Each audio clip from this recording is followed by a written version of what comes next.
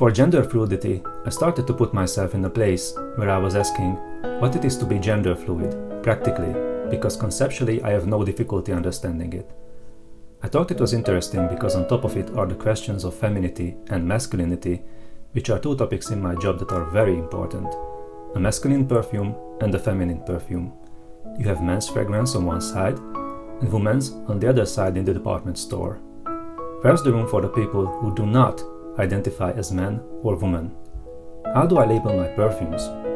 Then, it was like dominoes.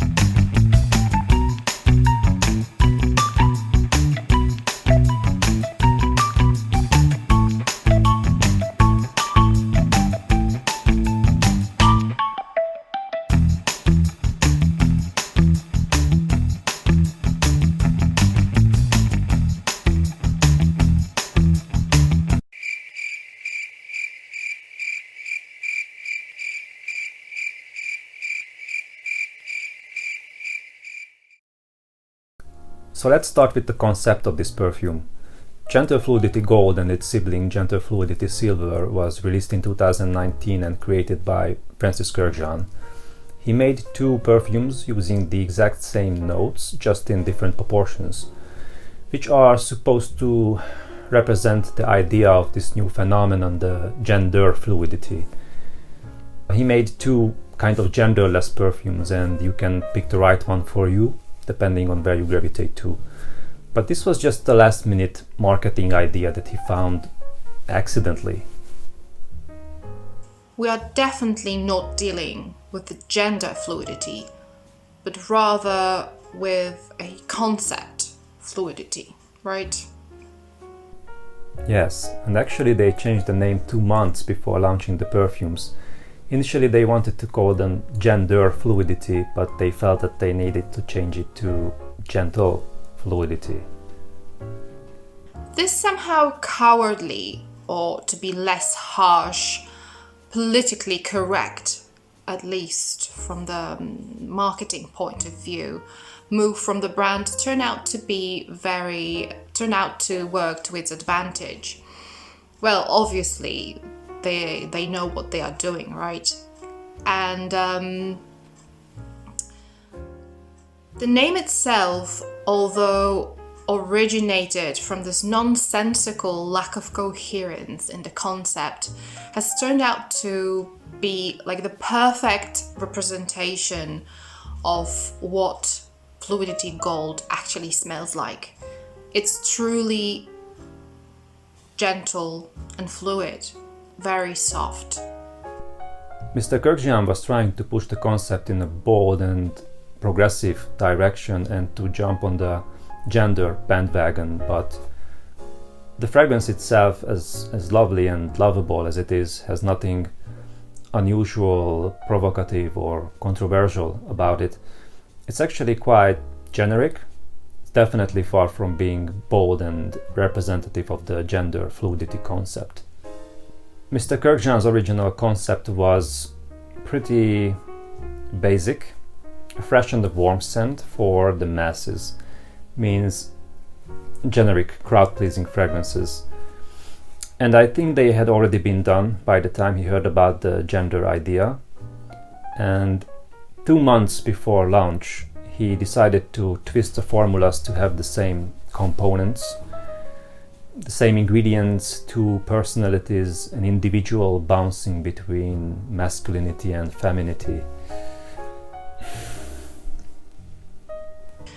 I think a brand needs to have balls to come up with fragrance that plays with this gender fluidity concept in an intelligent and non-compromising way. And I can definitely imagine brands like Eldo or Comme des Garçons coming to the market with a fragrance that would make Mr. Kurkdjian blush. MFK came out with a line that is very safe and very pleasant, but it doesn't stand up to the gender fluidity concept. It simply doesn't make any sense. The notes listed on the Maison Kurkdjian website are juniper berries, nutmeg, coriander, musks, modern woods, and vanilla. What notes can you smell in it, Iga? When it comes to the notes, the main ingredient is vanilla in quite large quantity. And I do love vanilla. But the vanilla here is not too sweet. It's very soft, rounded, curvy, almost fluffy.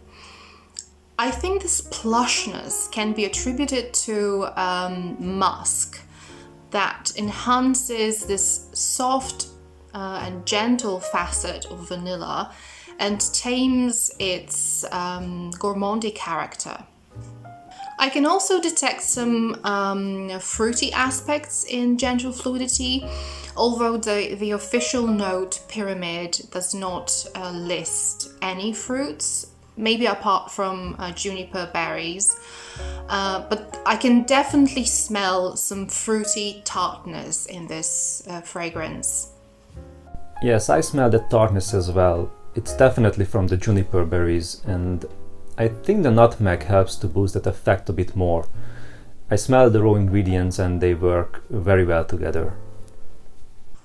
My nose doesn't pick up any spices in it whatsoever, and although I'm really trying, I can't smell any of those in gentle fluidity. In fact, the fragrance is blended in a way that I kind of find it difficult to pinpoint individual notes, which, in my opinion, is a good thing. So we can say it's well blended, which means it's hard to take it apart. So I would say it's a musky vanilla with fruity undertones. And how would you describe it, Adam? If I look very closely with a magnifying glass, I can see the notes officially listed, except maybe the coriander, though I can see the color and texture it gives to the perfume. That sweet kind of dry, spicy, herbal and warm beige texture. But in the air it's a musky, woody, slightly warm vanilla perfume with a little bit sour edges. Do you think it's a bit gourmandy? Although gentle fluidity is definitely scrumptious and delicious, I wouldn't describe it as a gourmand fragrance. And after a while, I find it becomes a little bit synthetic, but this actually is the general experience I have with most of the MFK fragrances I have tried so far. Yes, that's my experience with most of the MFK perfumes as well. After the natural smelling ingredients fade, which in some cases happens very quickly, the rest, the so-called frame of their perfumes, is very synthetic. Not unpleasant though, we are talking about high quality synthetic frames, and Mr. Kurkdjian is a very good perfumer, right? But this shift is often very disappointing. But it doesn't bother me here in this fragrance. The first time I smelled Gentle Fluidity Gold in a local perfumery, it smelled very familiar. After a few minutes I realized that it reminds me of Roses Vanille by Mansera or Intense Cafe by Montal. They are very similar scents. But Gentle Fluidity Gold is nowhere as strong as those perfumes, and it felt a lot smoother and gentler. And even though I felt that it's very unexciting, For some reason, I couldn't stop thinking about it. I remember you liked it immediately, a lot, right? Yes. When I first blind sniffed Gentle Fluidity, I was instantly wowed by it. It was like, wow, I love it. I love it. But later on, as I started to analyze it and I started to break down the notes and think about the parameters, and I started to overthink it, I became quite critical of it and a little bit harsh. And that's not the point. So this is how I would basically summarize this fragrance. It is not to be analyzed. It is to be experienced on a purely hedonistic level. It is not an intellectual creation. It goes straight up to the pleasure center in your brain and makes you go like, this is what Gentle Fluidity feels like to me. If I was to compare it to the dessert, it would definitely not be one of those sophisticated, quirky combos that require very experienced and sophisticated palate. It would definitely be one of those basic, delicious desserts you reach for when you covet some simple, comforting pleasure. It's like a soft cashmere scarf. And actually, now that I think of it, I can see that Gentle Cashmere Mood would be a perfect name for this fragrance. Gentle Fluidity smells like an evening under a cozy blanket, sipping hot cocoa, cuddles, and watching a heartwarming movie. There is a certain familiarity in this perfume which makes it a little bit generic, right?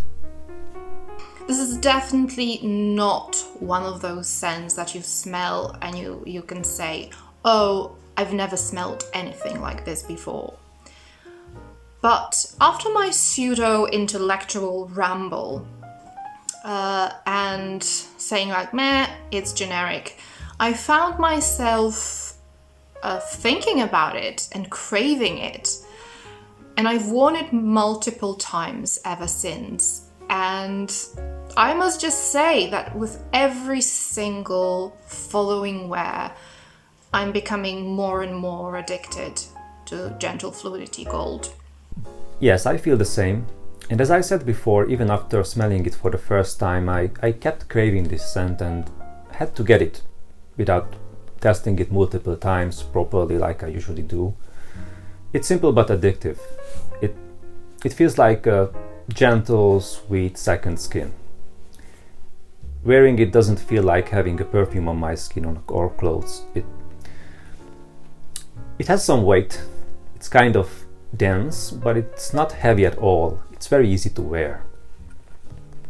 Now, when it comes to colors, I always have light brown, pink, purple/lilac in my head when I'm wearing this perfume.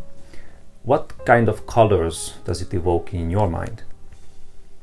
So when I think about colors that I associate with Gentle Fluidity, that would definitely, the first thing that comes to my mind is creamy beige. And after that, I get the image of like dusty pink, pastel purple, pastel-y colors in general, but the pastel-y pinks and purples and creamy beiges. So one time when you mentioned that you bought Gentle Fluidity and you said that it reminded you of my beloved Roses Vanille by Mansera. And needless to say, I was instantly interested in trying out Gentle Fluidity. But when I first sprayed it, I completely forgot about that reference, and later on I was trying to find the similarities.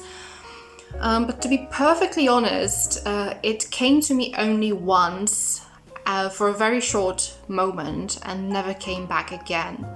So what does it make those two fragrances similar for you, Adam? That's a good question. I think the interplay between vanilla, musk, and the spices creates this coffee-like phantom note that initially I could smell in Gentle Fluidity Gold as well. But with each wear, this association became weaker and weaker, and now I can't see that connection anymore, only when I look for it. So how fluid is this perfume when it comes to the gender question? What do you think? To me, Gentle Fluidity Gold smells like a good quality feminine designer fragrance. I find it quite feminine, and I kind of find it difficult to imagine it on a guy. Isn't it too feminine for a macho like you, Adam?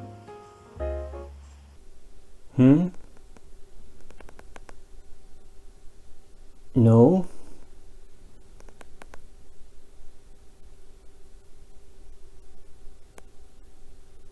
But seriously, initially I perceived it as a feminine leaning scent, which is usually not a problem for me, and it wasn't a problem obviously. But since then it has completely lost its gender, and now it's perfectly unisex to my nose. When it comes to seasons, I think Gentle Fluidity Gold is suitable for colder months. Autumn, winter, maybe even spring. What are the right seasons/weather for this perfume in your opinion? I think it's appropriate for almost every kind of weather, although I wouldn't wear it in a high heat. And I think it shines most beautifully when it's colder outside, but I would wear it all year round, to be honest. And how about the longevity? Longevity is absolutely outstanding on my skin. I find that 3 sprays is all I need to make it last all day until I shower. And the presence is not overwhelming, it's not too much. I get soft whiffs of Gentle Fluidity every now and then, but it never is cloying or too much. And as you mentioned before, I almost don't feel I'm wearing perfume. This fragrance merges with my skin and makes me feel so comfortable when I have it on. Unlike with Oud Satin Mood, it doesn't grab you by the throat and keep you in its embrace for long hours without even a moment of a break. It doesn't happen here. So with Oud Satin Mood, this is what bothers me, because it's too much and I have to wash it off after a while. Here with Gentle Fluidity, the presence is there, but it's not annoying or overwhelming, by no means. Exactly. It's soft but very tenacious. Usually I do only one spray, but it follows me throughout the whole day. My responsibility is maybe to bring a little more joy and everything that comes with joy, meaning to connect people, to make people fall in love, to create souvenirs and memories. This is the nice part of being a perfumer. You create memories. I think this is the only message from MFK that I can actually understand and agree with. Gentle Fluidity is a cuddly scent of me. is a cozy scent of me.